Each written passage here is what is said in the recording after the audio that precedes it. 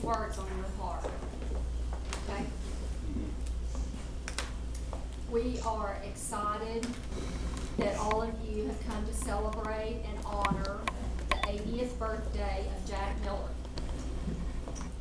This small gathering is much more intimate from the surprise party we had here 10 years ago when he celebrated his 70th birthday.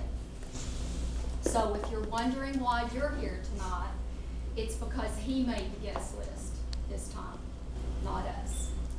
And he chose only the people that were the most dear to him.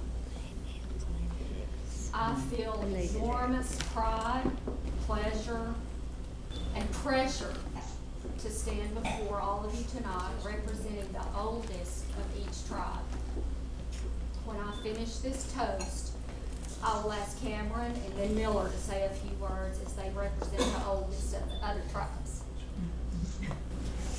Each of you know him as Jack, and when you say or hear his name, certain memories come to mind that make you smile, chuckle, or shake your head. Cameron, Clark, Kara, Miller, Kelly, and Parker are 6 very fortunate children who share his blood and therefore have the birthright to call him Pawpaw. So when they see, say, or hear his name, a different set of memories come to mind that make them smile, chuckle, and shake their head. Kim, Tracy, and I share not only his blood, but we share his very name as our own, and therefore have the honor and privilege to call him Daddy. So when we say his name or hear his name, we each have our own collection of memories that make us smile, chuckle, or shake our head.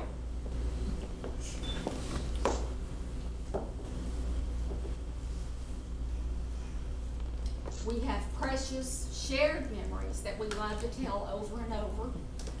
Like when Tracy was born, the doctor came in and said, "Jack, what's better than 2 girls?" And he said, "No." He said 3 girls. I tried to give her back, but they wouldn't take her.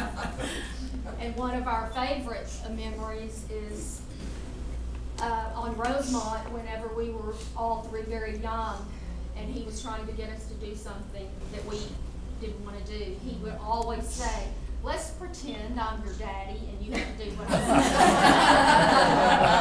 And we would always say, "No."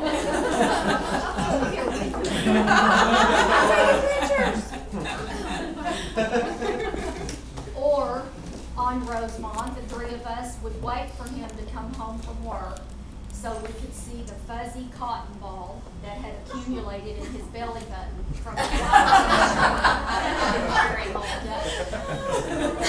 And after I wrote this, I got to thinking, Mother could probably tell me this, but I think you must have had a sack of cotton balls in it. And you put them in your belly button. How about Sundays at Hillcrest Swimming Pool? I didn't know it at the time, but when he would take us by our feet and swirl us around and around until we felt like we were drowning, it was later that I realized he was, in his unique way, building our character and producing endurance and how to survive. I didn't know it at the time, but when he made us mow every strip of grass twice, he was creating pride, determination, and the importance of attention to detail, and maybe some OCD. That we still have. I didn't know it at the time, but when he took Kim, Tracy, me, and all our friends running on Sunday afternoons, or spent hours planning bicycle races, or went to extreme lengths to plan and execute elaborate Halloween schemes. He was instilling the importance of fun, laughter, and friendship.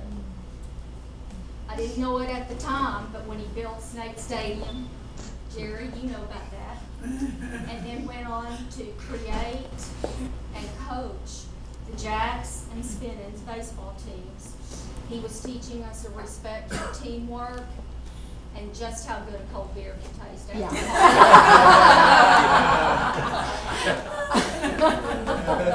And how it was important to look good.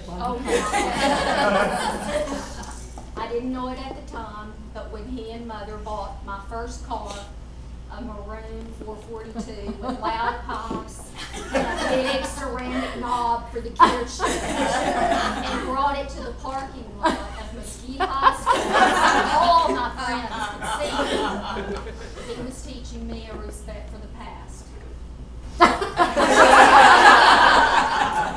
That's a good way to put it. But I inherited that car.